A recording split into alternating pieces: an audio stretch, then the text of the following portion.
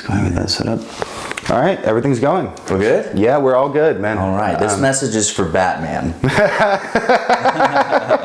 All right, so first off, we're going to go ahead and start with an easy one. What's your name? This is our headliner tonight. He has been doing comedy for a while. I've known him for a while. He hosts the Hunt Club Open Mic on Wednesdays. Give it up for Zach Amon.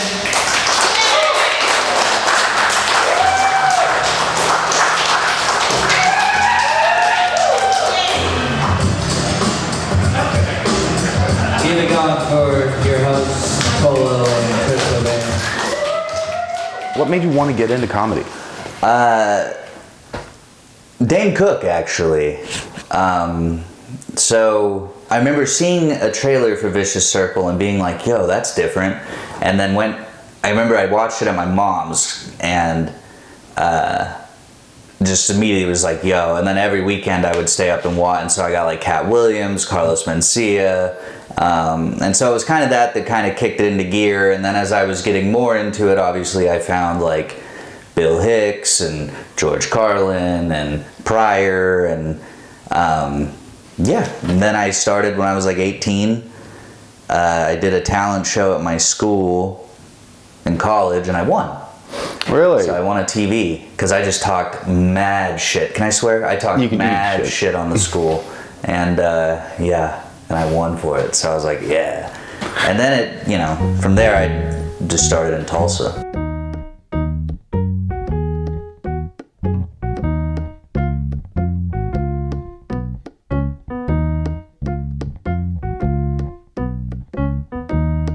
Which do you prefer? Do you prefer hosting or do you prefer featuring?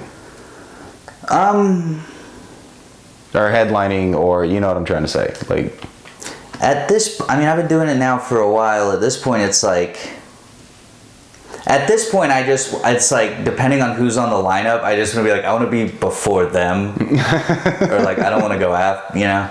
Like, I want to go up before them or something. because they're hard to follow because they're too good, or hard to follow because they suck? No, I love following people that are too hard to follow. That's fun. That's a challenge. I just don't like following people who kill a room. You know? I'm just like, shit, how do I gotta bring that back? Dirtier and nastier. Okay, let's see what I can come up with on dirtier and nastier. Well, here's the thing. I don't really talk about sex on stage. Oh, you want dark? Okay, dark. So. You can do anything you want. So it's like a request for a song. I'm just kidding. Oh boy, we're doing You it. can do whatever you want. You can do whatever you want. But really, like, I don't mind. I like hosting. Because, I mean, the only real difference between hosting, featuring, and headlining is time. I will say there is a definitive difference between like someone who is a headliner and has been doing it for years. Like, there is a different level to them. But I think ultimately it always does just come down to time. Because that's what it is. Essentially, we all do the same shit, but some people do it longer than the others. Is it exhausting whenever you host? Like, I'd imagine hosting does get exhausting, especially seeing the same people, hearing a lot of the same material. In a way, yes, it does. Like, open mic wise, yes. Just because, but I mean, it's an open mic. Like, that just comes with the territory. You're gonna hear, and I mean, it's okay to hear everybody do the same bits a lot, as long as they're trying to make them tighter and stronger. And some people don't do that. Some people just stay on the same bits because they just want to hear the laugh, and it's like, whatever. You know, comedy is very different for people and how they look at it. So, yes, it is sometimes exhausting, but for the most part, it's always kind of nice at the same time, because like with my mic especially, like, a lot of people do try new stuff. We get a lot of first timers, we get a lot of people who haven't done it in a while, and so it's always like a nice little mix. But yeah, there are days where I'm just like, fuck, 15 people signed up? God, here we go, okay, all right. And it's not that I'm not happy to see those people, it's just like, all right, let's see if we can, you know, see if there's a little difference in what's being said or something.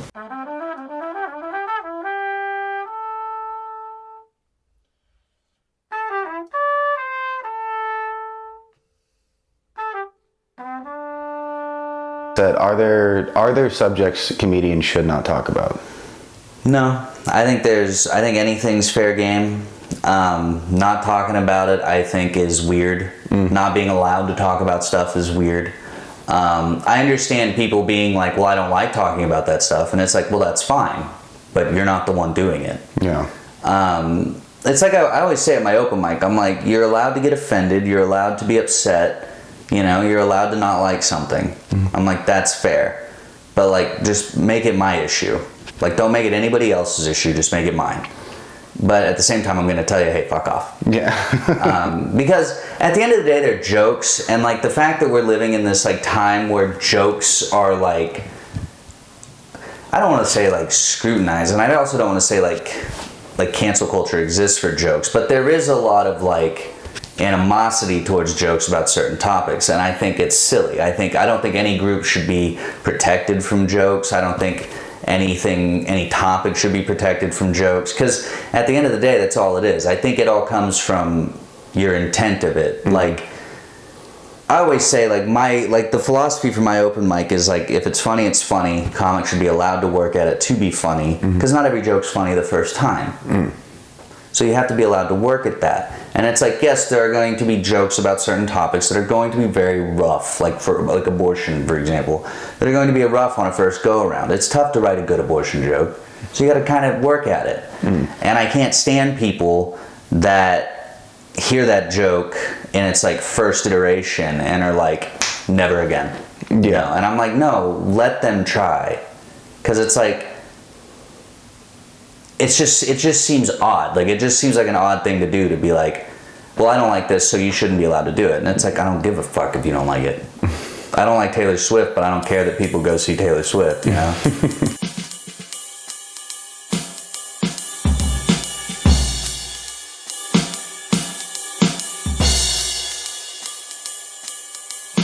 Why is comedy so addictive?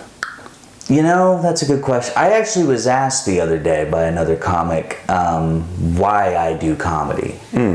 Why I've done comedy for this long. I mean, I've only been doing it for 9 years, but I was like, that's a loaded question. I really can't explain why it's addictive. And I think it's addictive because of the process of taking something and making it funny and then getting the audience to laugh at it. I think there's something to that, and I think a lot of it is that it's like for me personally, like I never, like I've had like some accomplishments in my life in terms of like things, but like none of them has been as gratifying as like getting to make strangers laugh, and I really don't understand why.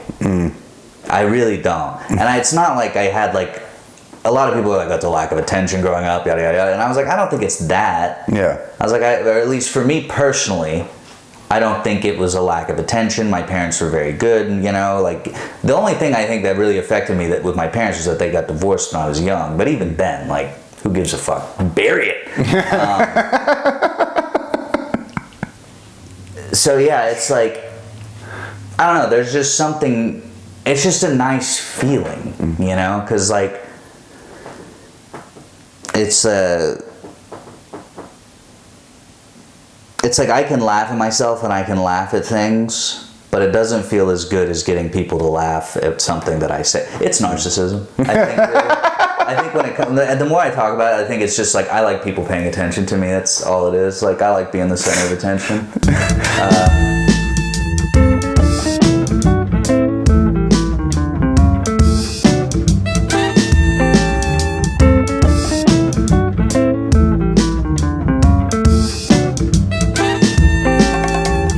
Last question. Just because you have been doing this so long, do you think you'll ever quit? Like, are you content where you are right now? I'm not content where I am. Yeah. I'm happy about where I am because I do have a good thing going here. I do feel like I have a great relationship with most of the comics in the scene. I'm constantly told that I have a good open mic. I'll never say it myself because I don't like to be that guy. Well, no, you have a great fucking open mic. Well, I appreciate Yeah, that. Hunt Club's one of the better ones in Tulsa. I found that like as I've gotten more into this, that like I do just want to be like a touring guy, like someone that people are like, oh yeah, he's really good, let's go see him, like, you know, just someone like that. Like I'm not trying to be like a big fucking you know, because I feel like with the big guys, you get a lot of like controversy following you everywhere, and I just don't want to deal with that. Like, Yeah. I just want to make people laugh.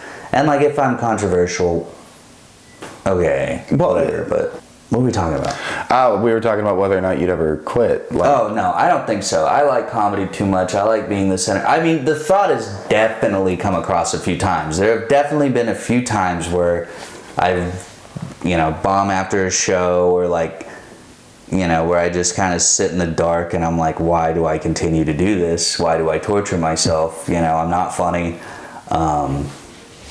And, you know, you just go do the next show and you get that laugh and you go, oh, okay, maybe I am a little bit. And then you just keep doing it, you know?